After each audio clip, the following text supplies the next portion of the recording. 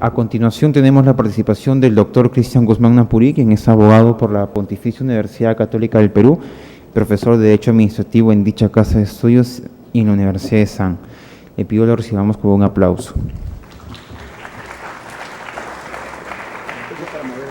2 minutos le pongo el PowerPoint. Ya, genial. Y ahí va por ahí, ¿no? Ya, genial.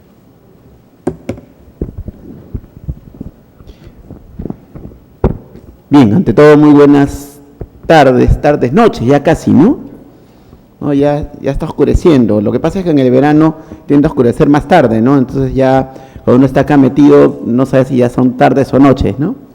Ya buenas noches, asumamos, ¿no? Que estamos de noche. ¿Qué tal? ¿Cómo van? ¿Todo bien? Me toca hablar el día de hoy con ustedes acerca de la iniciación del procedimiento. Se ve medio extraño, ¿no? Porque acaban de hablar acerca de la ordenación del procedimiento y ahora vamos a hablar de la iniciación, ¿no? Pero bueno, vamos a tratar de que enganche correctamente lo que vamos a conversar ahora, ¿no?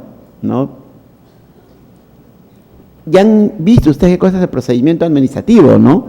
Y en qué consiste. No voy a redundar demasiado en eso. Pero sí es muy importante que las reglas de la iniciación del procedimiento sean suficientemente claras para asegurar que al momento que el procedimiento inicie tengamos una relación jurídico-procedimental que sea válida, ¿ya? Y que funcione adecuadamente, porque como han visto hace un rato, efectivamente, el procedimiento administrativo sancionador es una garantía para el administrado, ¿no? Una garantía para el administrado para que el resultado del procedimiento, o sea, el acto administrativo sea efectivamente justo, ¿no? Que el resultado sea justo, y para eso pues tenemos un conjunto de principios que están establecidos en el título preliminar de la 27444, que entiendo que ustedes han visto ya también. Tampoco voy a redundar demasiado en eso, pero sí es indispensable que hagamos un estudio, un análisis, ¿no?, de cómo es que el procedimiento administrativo se inicia, ¿no? ¿Cuáles son los mecanismos de iniciación del procedimiento? ¿Cómo sé cuando el procedimiento administrativo se ha iniciado? Acá hay todo un tema bien interesante, sobre todo cuando hablamos de los procedimientos administrativos iniciados de oficio, ¿ah? Tema ahí que a mí me parece clave, porque acá hay bastante confusión cuando pues los procedimientos administrativos de oficio son iniciados por el mérito de una denuncia, ¿ya? Y este denunciante pues interactúa en el procedimiento, ¿no? Entonces, si interactúa en el procedimiento ya no es denunciante, ¿no? Porque ese procedimiento entonces ya no va a ser un bilateral, sino va a ser un trilateral. Y entonces se genera la confusión, porque uno dice, oye, pues entonces, ¿cuáles son las reglas aplicables? Porque las reglas aplicables y los principios aplicables al procedimiento administrativo trilateral no son los mismos que aplicamos al procedimiento administrativo sancionador, ¿no es cierto? Y comienzan a aparecer estas cosas medio raras, que son estos trilaterales que tienen componentes sancionadores, más allá de lo que diga la ley que los regula, ¿no? El caso típico es de muchos procedimientos que se tramitan ante Indecopi, ¿no? El procedimiento de protección al consumidor, o el procedimiento de competencia desleal, o aquel, ¿no es cierto?, que se inicia producto de una denuncia en materia de prácticas anticompetitivas, ¿no? Hay, claro, uno dice, oye, sí, pues el procedimiento es sancionador porque se genera una sanción. Y eso no es tan cierto, ¿ah? O sea, no es tan sencillo decir todo aquello que genera una sanción es sancionador, aunque parezca paradójico, ¿no? Porque, claro, ¿qué pasa si ese denunciante interactúa en el procedimiento, ¿no? Alega, ofrece medios probatorios, impugna, ¿no? Solicita informe oral, es más, llega hasta el contencioso administrativo, ¿no? Entonces este denunciante no es denunciante en verdad, pues es otra cosa, ¿no? Y ahí es cuando comienzan los problemas, ¿no? O sea, ahí es cuando comenzamos a confundirnos y tenemos dificultades para aplicar determinados ordenamientos, ¿no? Y aplicamos la norma especial y decimos, oye, ya, bueno, pues, pero en la parte en que la norma no regula tengo que utilizar la 27444, y si es así, ¿qué disposición de la 27444 debo emplear? ¿No? Este es solamente uno de los tantos temas que podríamos tratar acerca de la iniciación del procedimiento administrativo, ¿no?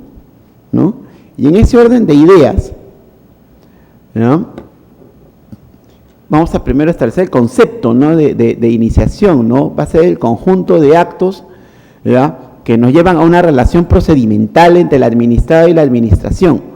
O sea, ¿qué es esto de la relación procedimental? Cuando nosotros estamos, digamos, tenemos una interacción con la administración, tenemos una relación procedimental. Mientras no interactuamos, no hay ninguna relación. Mientras que yo no le pida algo a la administración, mientras que yo no le pida a la administración, por ejemplo, que me dé una licencia, un permiso, una autorización, no hay relación alguna.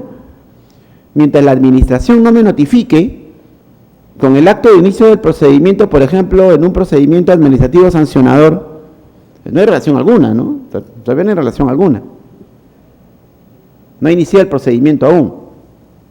Entonces, esta relación me genera un conjunto de consecuencias, ¿no? Un conjunto de derechos, un conjunto de obligaciones dentro del procedimiento, están establecidas en la Ley del Procedimiento Administrativo General, ¿no?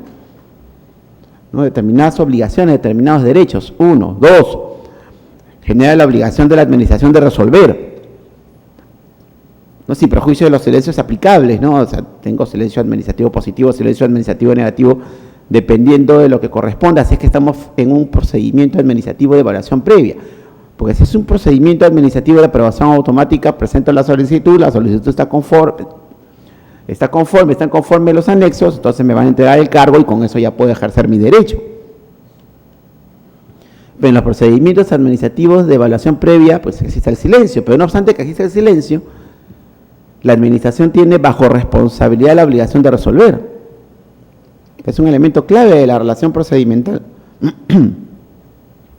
¿no? Pero hay otro elemento clave que no hay que perder de vista, ¿no? Es el hecho de que el administrado se va a someter, ¿no?, al resultado del procedimiento. Claro, si no está de acuerdo, impugnará. Pero si está de acuerdo, no va a tener que someterse al resultado emitido por la administración. Lo mismo la administración. Ojo, si la administración me otorga la licencia, ¿no?, pues bien otorgada está y no me la puede revocar, ¿no? En principio, no cabe la revocación por razones de mérito, oportunidad o conveniencia. La norma establece los supuestos de revocación, pero son muy puntuales, ¿no? Y se interpretan de manera excepcional. Hay incluso un precedente de Indecopi sobre el particular, ¿no?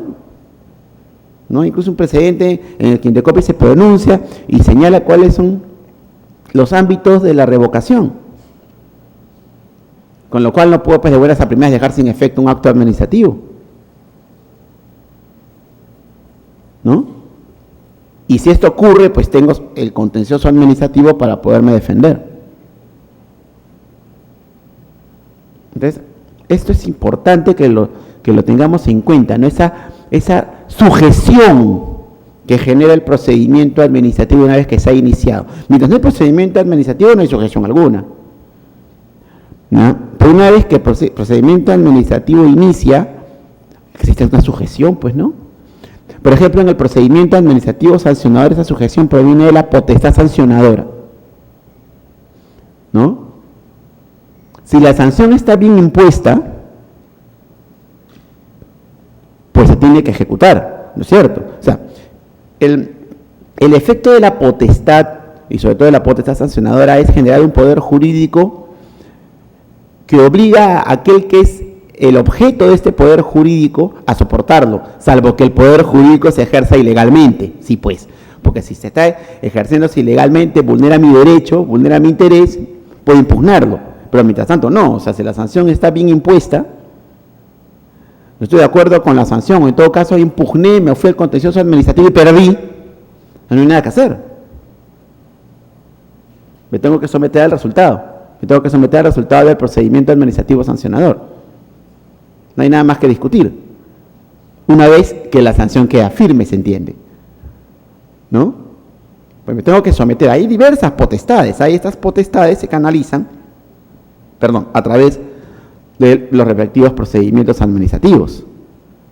¿Ya? Entonces, miren el conjunto de consecuencias que genera la iniciación del procedimiento. Uno dice, el procedimiento se inicia y ya, ¿no? Pero eso nos va a generar un conjunto de consecuencias, ¿no? La regulación propia de la ordenación del procedimiento, que es lo que han visto hace un rato, ¿verdad? La realización de los actos de instrucción necesarios para que la administración pueda resolver, ¿no?, eficientemente. Todo eso no va a ser posible si es que no hay un inicio válido del procedimiento, ¿no? Entonces ahí va a ser necesario, ¿no?, efectuar claramente la distinción, ¿no? ¿Cuál es la distinción que tenemos que efectuar? A ver, tenemos que distinguir entre el inicio de oficio y el inicio, ¿no?, a pedido de parte, ¿no? ¿Cuándo ocurre el inicio de oficio? Cuando es la administración unilateralmente la que decide la iniciación del procedimiento, a través de lo que se llama acto de inicio del procedimiento. Se requiere ese acto de inicio del procedimiento, ¿ya?, para que tengamos un procedimiento administrativo iniciado de oficio, ¿ya? Si es un procedimiento administrativo iniciado de oficio, producto de una denuncia, el procedimiento no se inicia con la denuncia, se inicia con el acto de inicio del procedimiento, ¿ya? Nuevamente esto es clave para efectuar la distinción, para distinguir cuando estamos ante un bilateral, cuando estamos ante un trilateral, cuando estamos frente a un sancionador, cuando estamos frente a un procedimiento administrativo concurrencial, ¿ya? Distinciones, ¿no?, tipos de procedimiento administrativo que no tienen que ver con cómo se inicia, sino que tienen que ver con las partes involucradas. Lo que pasa es que se van a dar cuenta que ambas clasificaciones se intersecan, ¿no? O sea, ambas clasificaciones tienen que ver entre sí, decididamente, ¿no? O sea, porque claro, uno dice, sí, pues el sancionador siempre se inicia de oficio. Claro, el sancionador es un procedimiento administrativo que siempre se inicia de oficio. Y el resto de bilaterales, porque el sancionador es un tipo especial de procedimiento administrativo bilateral, y el resto de bilaterales no necesariamente, porque uno puede decir, oye, los bilaterales son procedimientos iniciados a pedido de parte. La mayoría de bilaterales se inician a pedido de parte. No necesariamente. Hay bilaterales que se inician de oficio, por ejemplo, un procedimiento de revocación que estábamos señalando hace un rato, o un procedimiento de nulidad de oficio, o un procedimiento de fiscalización. Son procedimientos administrativos que se inician de oficio, como es evidente, pero son bilaterales, ¿no? ¿Por qué hay procedimientos administrativos iniciados de oficio? ¿Ya? Porque claro, porque el interés general obliga, ¿no?, a que tengamos determinados procedimientos que requieren ser iniciados por la autoridad administrativa. Claro, lo que pasa es que uno piensa en procedimiento administrativo de oficio y en lo primero que piensa es en el procedimiento sancionador, ¿no? Es lo primero que pensamos. Sí, procedimiento administrativo iniciado de oficio, el sancionador. Pero no es el único, ¿no? No es el único. Pero sí tenemos claro que es un procedimiento administrativo que necesariamente se inicia de oficio. Esto se llama principio de oficialidad. Ustedes cuando lean la doctrina en materia de procedimiento administrativo sancionador, busquen el principio de oficialidad. ¿Qué cosa es el principio de oficialidad? Es el que me dice que el procedimiento administrativo sancionador se inicia de oficio, ¿no?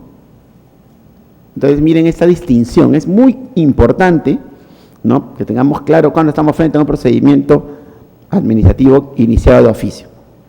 Entonces, si el procedimiento se inicia como resultado de una solicitud, ya no es un procedimiento iniciado a pedido de oficio, es un procedimiento iniciado a pedido de parte. Acá es donde viene la confusión que conversábamos hace un rato,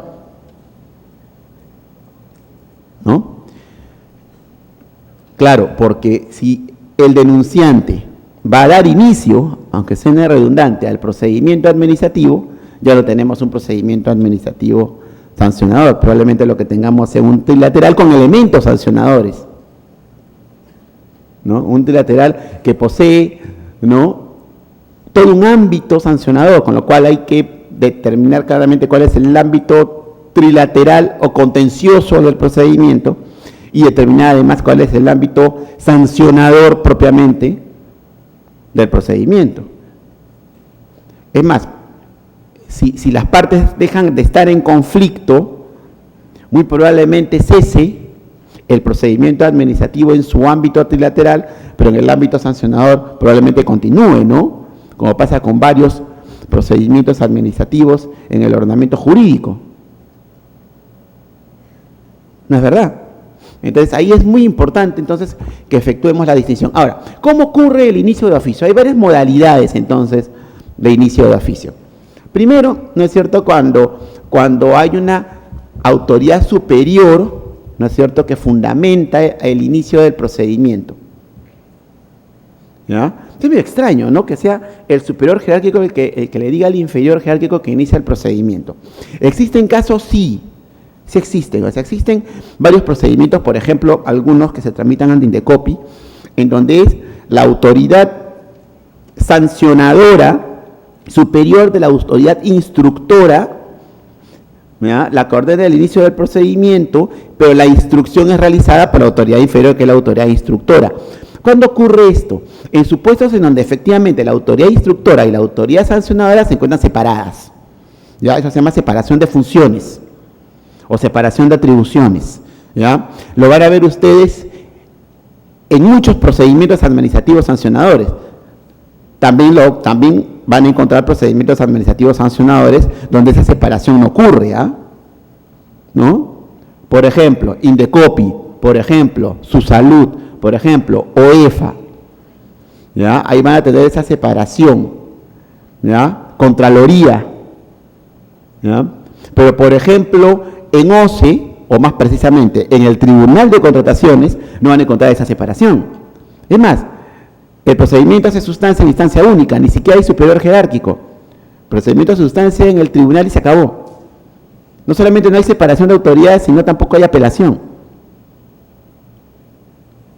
¿No? Entonces, esta figura que les estoy comentando se da en ese supuesto, ¿no? En el supuesto en que haya separación de autoridad instructora, de autoridad resolutora o autoridad sancionadora. Este bueno depende de qué tan eficaz es la separación entre autoridad sancionadora y autoridad resolutora, perdón, autoridad instructora. ¿Ya? Porque puede pasar que en realidad la autoridad sancionadora tenga una influencia muy elevada, muy intensa sobre la autoridad instructora y lo mismo que nada. Así es que lo que quiero es generar imparcialidad de alguna manera. ¿Ya? Al momento de tramitar el procedimiento administrativo sancionador, esa separación puede terminar desvirtuándose, ¿no? Por ejemplo, un modelo interesante es el de OEFA, ¿ya? Porque en OEFA la dirección de supervisión se comporta como si fuera una autoridad acusadora, ¿ya? Entonces, esta interacción entre la DFSAI, la Dirección de Fiscalización, Sanción de Aplicación de Incentivos, y dentro de ellas, autoridad instructora, y respecto de la Dirección de Supervisión, genera una suerte de interacción, ¿ya?, que es beneficiosa para la tramitación del procedimiento administrativo sancionador. ¿Ya? Entonces, en gran medida depende cómo estemos regulando y también depende de la estructura, ¿no?, de la entidad, ¿no? Porque lo que nos dice la ley 27444 respecto de la separación de autoridades, lo que nos dice es, oye, cuidado, ¿no? Esto es posible, o sea, es deseable que haya esa separación de autoridades siempre que ¿ya?, esto lo permita la estructura de la entidad, ¿no? Porque hay veces que la estructura de la entidad no me lo va a permitir, ¿no? No me va a permitir generar esa distinción de autoridades, ¿no? Entonces, en ese caso van a tener ustedes en algunos casos, no todos, ¿sabes?, porque en muchos casos quien decide el inicio del procedimiento es la autoridad instructora. O sea, el acto administrativo de inicio del procedimiento va a ser emitido por la autoridad instructora, no por la autoridad resolutora. Pero en otros casos es la autoridad resolutora la que dice, no, ¿sabes qué? Hay que iniciar el procedimiento. O la autoridad instructora, ¿sabes qué? Inicia el procedimiento. Y tramítalo, ¿no? ¿no? Es interesante, como les digo, esta figura. Porque además, si es el superior jerárquico quien resuelve a la apelación, ahí sí tenemos un problema de previsión, ¿no? O sea, porque claro, si la autoridad que resuelve la apelación es quien ordenó el inicio del procedimiento, ya conoció previamente, lo cual puede afectar su imparcialidad, ¿no? Entonces, con eso hay que tener cuidado, ¿no? Porque también hay algunos casos en los cuales la declaración de improcedencia de la denuncia, miren qué interesante, la declaración de improcedencia de la denuncia es impugnable, ¿no? Miren qué interesante. Entonces, la autoridad en primera instancia me declara improcedente la denuncia, ¿ya? Otra vez tenemos la confusión, ¿esto es un trilateral o un sancionador? ¿Ya? Me declara improcedente la denuncia, yo impugno. ¿A dónde se va el expediente? Al tribunal correspondiente, ¿no es cierto? Entonces, el tribunal, ¿qué va a decir? No, ¿sabes qué? Ha resuelto mal primera instancia, ¿ya? Y la denuncia sí es procedente. Entonces, el tribunal va a ordenar, ¿no?, a la autoridad en primera instancia, la autoridad instructora, ¿no?, que admita trámite la denuncia, con lo cual ya conoció, ¿no? Miren qué interesante, ¿no? Esto es bueno o malo, también depende, ¿no? Depende en gran medida del nivel de autonomía del tribunal, ¿ya? Siempre en las leyes que regulan los tribunales administrativos siempre se dice el tribunal administrativo es autónomo y que goza de determinadas atribuciones y etcétera, etcétera, ¿no? Pero hay que ver en la normativa específica, ¿no?, qué tan autónomo es o qué tanto se respeta la autonomía. Por ejemplo, en Contraloría, la queja por defectos de tramitación contra el tribunal, ¿ya?, se sustancia ante el Contralor, ¿ya?, lo cual es muy extraño, ¿no? O sea, eso podría vulnerar la autonomía del tribunal, ¿no?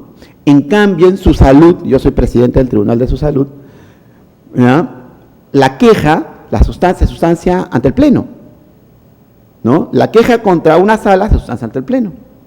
Lo lógico, ¿no? Ya el Pleno toma la decisión que corresponda, ¿no? Entonces, miren la diferencia. ¿Dónde hay más autonomía? Habría que analizar eso, ¿no? Habría que analizar eso, ¿no? Por ponerles un ejemplo, ¿no? Bien.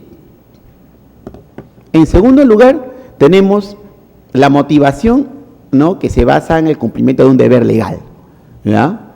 Básicamente resultado del conocimiento de la infracción o de los hechos constitutivos de infracción, para ser más precisos, porque la infracción todavía no existe, o de los hechos constitutivos de la nulidad, o de los hechos constitutivos de la revocación, o de los hechos que justifican el inicio del procedimiento de fiscalización, ¿no? O sea, el procedimiento de oficio que corresponda, ¿ya? Entonces, detectó la autoridad, ¿ya?, la comisión de la infracción, ¿no?, o el hecho, ¿ya?, resultado de un procedimiento de fiscalización, sí, por ejemplo, ¿no? Resultado del ejercicio de sus atribuciones, ¿no? O resultado de la información que provino de la propia entidad. Volviendo al caso de OEFA, ¿no?, el informe de la Dirección de Supervisión que llega a la Dirección de Fiscalización, ya, acá está, pues, ¿no? Tomo conocimiento, y como tomo conocimiento, inicio el procedimiento, ¿no? Esta figura es muy interesante, ¿no? ¿Cuáles son los mecanismos que utilizo para enterarme? O en un ente determinado que tramita procedimientos administrativos de oficio, ¿no es cierto? ¿Cómo es que se entera? ¿No? ¿Cómo es que se entera? Por ejemplo, la denuncia,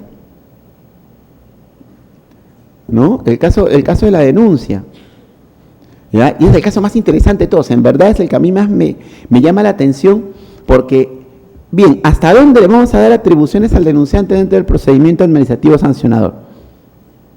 Ya, olvídense por un momento de estos procedimientos con los cuales tenemos dudas, ¿ya? Que más parecen trilaterales. Olvidémonos de eso, olvidémonos de procedimientos administrativos sancionadores comunes y corrientes, ¿ya? Por ejemplo, están construyendo un edificio sin licencia en mi distrito, ¿ya? Y como yo soy un ciudadano que colabora con la administración, detecto esa situación y la pongo en conocimiento de la municipalidad, ¿no? La municipalidad entonces lo que tiene que hacer es iniciar el respectivo procedimiento administrativo sancionador que tiene que culminar con una multa, ¿ya? Y con una medida correctiva. ¿Cuál sería la medida correctiva? ¿No? El cese de la construcción, ¿no? ¿No?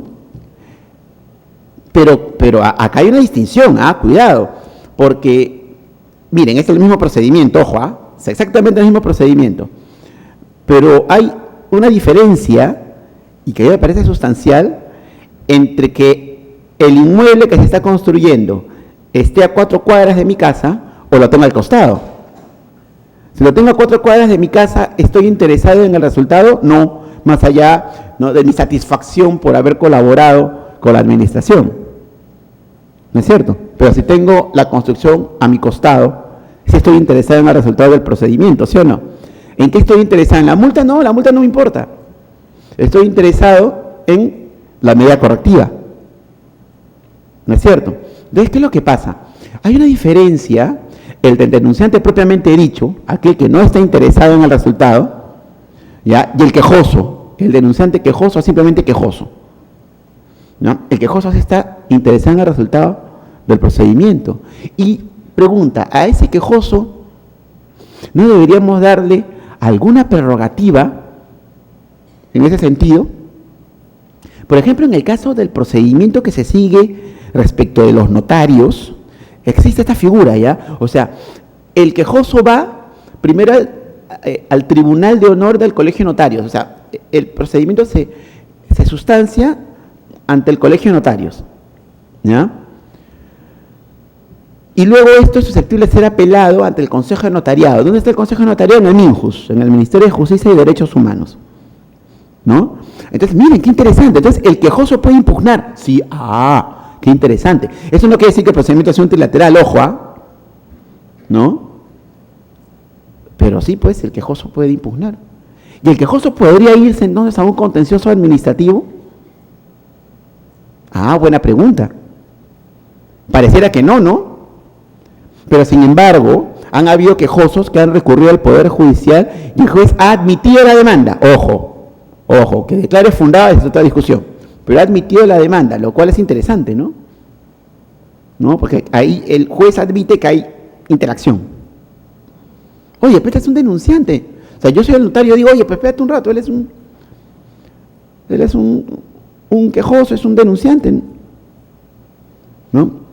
¿Por qué tendría que admitirse su demanda si él en verdad no es parte del procedimiento administrativo sancionador, sino que es un colaborador?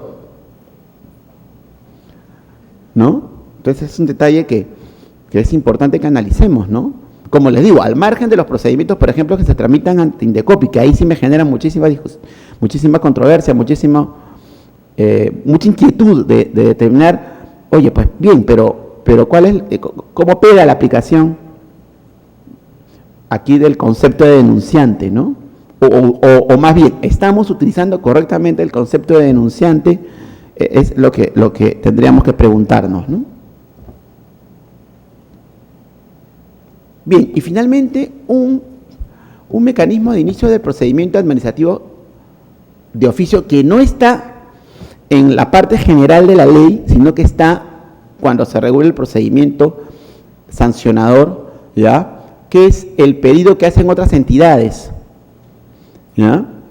O sea, queda claro que otras entidades me pueden hacer un pedido para iniciar el procedimiento administrativo sancionador, ¿ya? Que sí, es una especie de denuncia, ¿ya? Pero es una especie de denuncia que es obligatoria, ¿no? Porque existe una obligación legal, ¿ya?, de poner en conocimiento de la autoridad competente de cualquier infracción, cualquier delito que conozca en ejercicio de mis funciones como servidor público. Es una obligación establecida en la ley, ¿no? ¿El caso típico cuál es? ¿Ya? cuando en una entidad, ¿no? O cuando la entidad, perdón, detecta la comisión de una infracción contenida en la Ley de Contrataciones del Estado, ¿no? Por ejemplo, se resuelve el contrato por responsabilidad del contratista, ¿ya? Y la resolución ya quedó consentida porque el contratista no la llevó a arbitraje, o la llevó a arbitraje y perdió, ¿ya? Inmediatamente eso tengo que ponerlo en conocimiento bajo responsabilidad de OCE para el inicio del procedimiento administrativo sancionador o de su continuación si es que el procedimiento se suspendió por culpa del proceso arbitral, ¿ya? Ahí tenemos un caso típico en donde el tribunal inicia el procedimiento como resultado de la información que proviene de la entidad. Insisto, bajo responsabilidad. Yo tuve el caso de un cliente, ¿ya?, que fue denunciado y a que se le inició el proceso penal, ojo, por incumplimiento de acto funcional, por supuestamente no haber puesto en conocimiento del tribunal oportunamente, se puso en conocimiento que no había prescrito, ¿ya?, la muerte, ¿no? Pero bueno, pero en realidad, claro, la discusión ahí en el proceso penal era que él no era responsable de poner en conocimiento sino otro funcionario, y por eso en su momento presentamos la respectiva excepción de naturaleza de acción, ¿no? Pero bueno, el problema es ese, ¿no? Que sí, pues que tenemos en claro la necesidad de que la propia administración pública ponga en conocimiento, una vez que detecte una infracción, de aquel que debe tramitar el procedimiento administrativo sancionador, ¿no? ¿Por qué? Porque, claro, la entidad que tramita el procedimiento administrativo de oficio, y sobre todo el sancionador, requiere, ¿no?, que colaboren con ella, ¿ya? Caso contrario, no va a poder tener toda la información que requiere, ¿no? Las acciones de fiscalización no siempre son lo más eficiente posible y a veces, ¿no es cierto?, no tenemos la capacidad técnica, la capacidad logística, la capacidad humana para poder detectar todas las infracciones, y por eso necesitamos que el ciudadano, el administrado y otras entidades públicas nos ayuden, ¿no?, colaboren con eso, ¿ya? Bien, ¿y cómo ocurre entonces el inicio a pedido de parte? ¿Ya? Es el administrado el que solicita la administración el inicio del procedimiento. Por ejemplo, cuando solicito un permiso, cuando solicito una licencia, cuando solicito una certificación, cuando solicito un registro, ¿ya? En todos esos casos, la administración va a emitir el acto administrativo producto de la solicitud del administrado, ¿ya? Ese procedimiento no se activa solo. Si bien es cierto, por aplicación del impulso de oficio, continúa solo, ¿ya?, requiere el inicio del procedimiento a través de una solicitud, ¿ya? Y claro, la presentación de la solicitud da inicio al procedimiento administrativo, a diferencia de lo que ocurre, ¿ya?, a diferencia de lo que ocurre en el procedimiento administrativo de oficio, donde se entiende que el procedimiento ha iniciado recién con el acto de inicio del procedimiento, ¿ya? Entonces, esto es clave para poder distinguir ambos procedimientos, ¿ya? Bien, pero ¿cómo inicia entonces el procedimiento a pedido de parte? Primero tenemos que analizar qué cosa es el derecho de petición, ¿ya? Pues el derecho de petición es el que justifica la iniciación del procedimiento, ¿no? El derecho de petición es un derecho fundamental, ¿ya?, y como tal consignado en la Constitución, ¿ya? Es un derecho que existe de los albores del constitucionalismo, ¿ya? Desde los albores del constitucionalismo se consideró de que el administrado tenía el derecho de pedir a la administración lo que él quisiera, ¿ya? Con lo cual, una primera característica del derecho de petición es que es un derecho abstracto. ¿Qué significa eso? Que no es relevante si tengo razón o no. Yo le puedo pedir lo que quiera a la administración. La administración me dirá que sí o me dirá que no, ¿no? Si me dice que no, podré impugnar.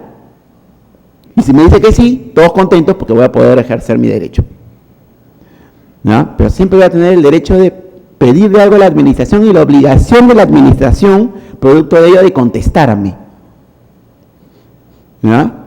Lo cual genera un conjunto, ¿ya?, de consecuencias, ¿no? Conjunto de derechos y un conjunto de deberes producto de la tramitación del procedimiento, que algo habíamos esbozado anteriormente. Por eso el derecho de petición se va a relacionar, no es lo mismo, pero se va a relacionar con el debido proceso administrativo, ¿no? En sus dos matices, el matiz sustantivo y el matiz adjetivo, ¿no? Pero ahí vamos a tener esa relación, ¿ya?, entre el derecho de petición y el debido proceso. Punto 1. Punto 2. El derecho de petición es un derecho relacional. ¿Qué significa esto? Que es un derecho que sirve para tutelar otros derechos, ¿no? Por ejemplo, si yo pido una licencia de funcionamiento, ¿qué derecho estoy tutelando? Estoy tutelando la libertad de empresa o la libertad de comercio, ¿no? Si lo que quiero, ¿no?, es construir, ¿qué estoy tutelando? El derecho de propiedad, por ejemplo, ¿ya? Entonces vamos a encontrar un conjunto de derechos que van a poder ser tutelados a través del derecho de petición, ¿no? Si voy a solicitar mi DNI, ¿qué derecho estoy tutelando? El derecho a la identidad, ¿no? Entonces hay conjunto de derechos, ¿ya?, que son derechos sustantivos, vale decir, son derechos, ¿no?, que no sirven para tutelar otros derechos, pero hay derechos relacionales, que son derechos que sirven para tutelar otros derechos, el acceso a la información pública, el derecho a la tutela jurisdiccional efectiva, el derecho de petición, ¿ya? Son ejemplos de derechos relacionales, ¿ya? Y no menos importantes por eso, todo lo contrario. Bien, y entonces, ¿cómo es que se manifiesta el derecho de petición? ¿No? ¿Cómo se manifiesta? La ley del procedimiento administrativo general, podríamos entrar a discutir si esto es correcto o no, vamos a ver eso, ¿ya? Establece 6 mecanismos, ¿ya?, o 6 formas en que se manifiesta el derecho de petición, ¿ya? En primer lugar, las solicitudes, ¿ya?, que son producto del interés personal del administrado, ¿no? Que uno dice, claro, solicitudes de interés particular, uno piensa en derecho de petición, es lo primero que piensa, ¿no? O sea, sí, pues la típica solicitud, ¿ya? Pide una licencia, pide un permiso, pide una certificación, pide un registro, ¿ya? Típicamente, ¿no? En donde el administrador lo que busca es tutelar su derecho o su interés. Acuérdense ustedes de que el derecho administrativo tutela tanto derechos como intereses, ¿ya? Pero además tenemos las solicitudes, ¿no?, en interés colectivo, ¿no es cierto?, interés difuso, ¿no? Y siempre es complicado definir lo que es interés difuso, ¿no?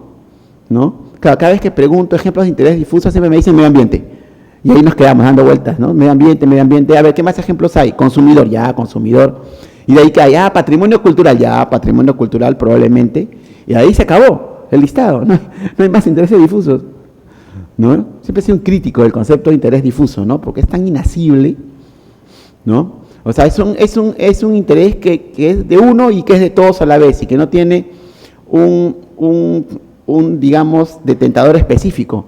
Pero si hay un detentador específico, o sea, yo puedo ir a buscar tutelar mi derecho a un medio ambiente sano y equilibrado, ¿sí o no? Pero también podría solicitar, ¿no es cierto?, la tutela del derecho al medio ambiente sano y equilibrado de una colectividad a la que pertenezco, sí, con lo cual sería, creo que mejor hablar de intereses colectivos, hablar de intereses difusos. Muy bien, esa es la discusión, pero sí puedo utilizar el derecho de petición para tutelar intereses colectivos y difusos, ¿no? Claro que sí. Con lo cual, por ejemplo, a mí me llama la atención el tema de las denuncias ambientales, ¿no?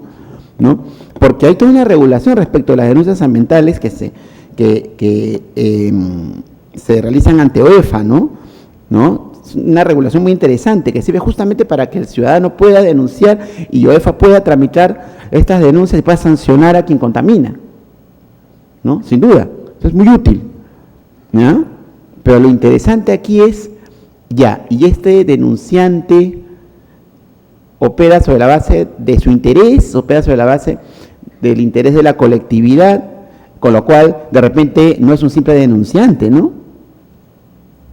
Y sí, pues, sí está interesado en el resultado del procedimiento, sí está interesado, por ejemplo, en la medida correctiva, ¿no? Por ejemplo, en la medida correctiva que puede ser el mandato, ¿no?, que emita OEFA, ¿ya?, para subsanar, ¿no es cierto?, el daño ocasionado, ¿no? El mandato, por ejemplo, de rehabilitación o el mandato de reparación, ¿verdad? Entonces es interesante, ¿eh? O sea, porque otra vez puede ser que acá nos pongan en la línea divisoria entre el interés que tengo en el resultado y cuando no estoy interesado en el resultado, ¿ya? Bien, un tercer elemento del derecho de petición va a ser entonces la contradicción, ¿no? Va a ser la contradicción, ¿no? ¿Qué es la contradicción? La facultad que tenemos de impugnar administrativamente, ¿ya?, de utilizar los recursos administrativos. Claro, había una vieja controversia que hasta ahora sigue en la doctrina respecto a si la facultad de contradicción proviene del derecho de petición o si más bien proviene del debido proceso, que ya hemos visto que son derechos diferentes, ¿ya? Cada alguien me dirá, oye, pero el Tribunal Constitucional ha dicho que la instancia plural no es indispensable en el procedimiento administrativo. Ya, si eso es cierto. Es más, como acá hemos visto hace un rato, hay procedimientos que se agotan en una sola instancia en el derecho administrativo, ¿ah? O sea, no nos asustemos por eso. Pero siempre voy a poder utilizar, ¿qué cosa? La reconsideración, ¿no? Por ejemplo, el caso que les señalaba hace un rato de la sanción a proveedores, contratistas, postores por parte del Tribunal de Contrataciones. Ahí tengo la reconsideración, que puedo utilizar o que puedo no. ¿No es cierto? O sea, la reconsideración es, como bien sabemos, un recurso opcional, ¿no? Opcional, ¿ya? Entonces la contradicción siempre va a estar presente. Claro, si tengo la apelación, tengo que emplearla además, porque tengo que agotar la vía administrativa para poder recurrir al contencioso administrativo. Y finalmente tengo la revisión. La revisión es una rara avis hoy en día, ¿no? Ya la revisión es una especie en extinción, ¿ya? Ya no hay prácticamente recursos de revisión en la administración pública peruana, ¿ya? Por lo menos no los que están regulados por la 27444. ¿Ya? Entonces, muy importante esto, ¿ah? ¿Ya? Y sobre todo la regulación de los recursos administrativos, ¿ya?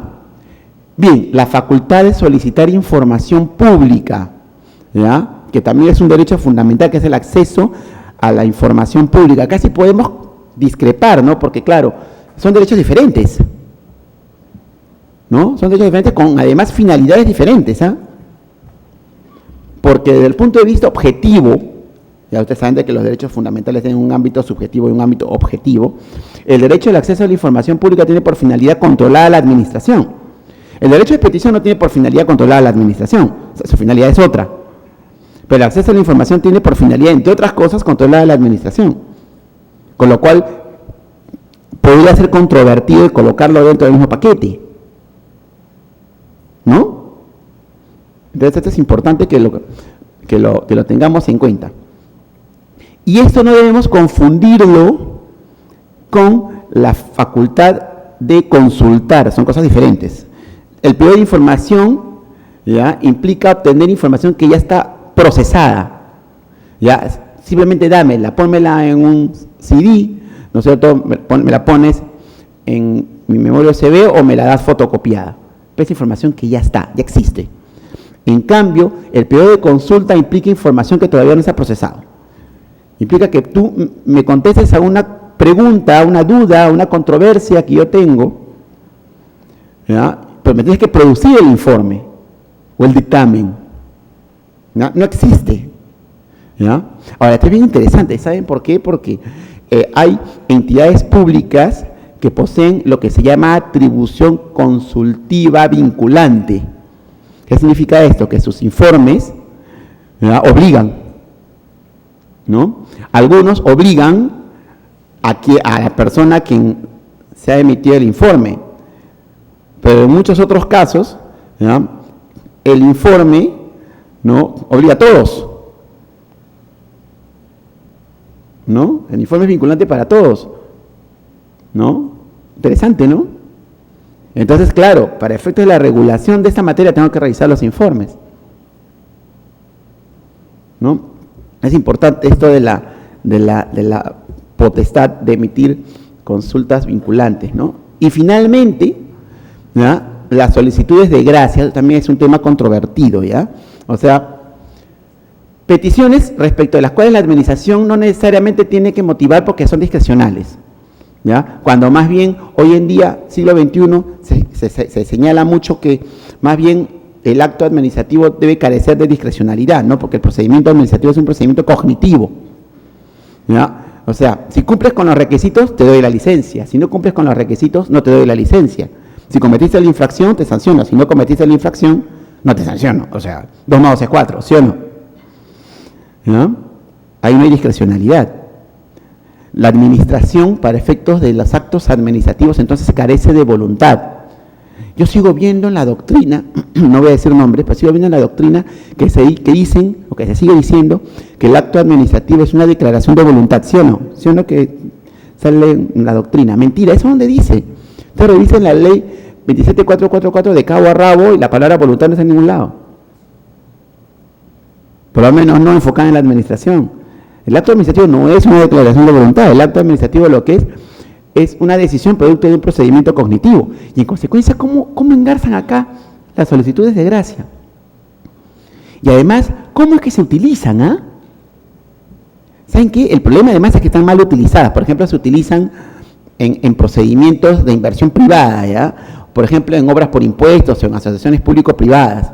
O sea, el pedido que hago, ¿no?, a la entidad, a la administración pública como privado, es una solicitud de gracia. Y ahí vienen los problemas, pues. Es uno de los defectos, en mi opinión, es uno de los defectos de los mecanismos de incentivo a la inversión privada, ¿no? Porque lo que debería hacerse es establecer, ya bueno, no estás obligado a aceptar mi propuesta, evidentemente, pero si no la aceptas, dime por qué, motiva, ¿ya?, para yo subsanar, ¿no?, aquello que está mal, para que puedas admitir mi proyecto. Por ejemplo, en obras por impuestos, yo creo que una de las razones por la cual un mecanismo tan brillante, me parece brillante el mecanismo de obras por impuestos, me parece genial, ¿ya?, pero ¿por qué no se utiliza masivamente? Hay miles de millones que se pueden utilizar en obras por impuestos, pero que no se están invirtiendo, ¿ya?, y sobre todo en un país que requiere más crecimiento. Y una de las razones, creo yo, ¿ya?, yo creo que son varias las razones, sería muy largo explicitarlo, pero una de las razones, creo yo, es esta regulación, ¿no?, utilizar indebidamente la pretensión de gracia, ¿no? Bien, entonces yo estoy aquí terminando mi exposición, ¿no? Yo les doy las gracias por haberme soportado casi una hora y será para otra oportunidad. Muchas gracias.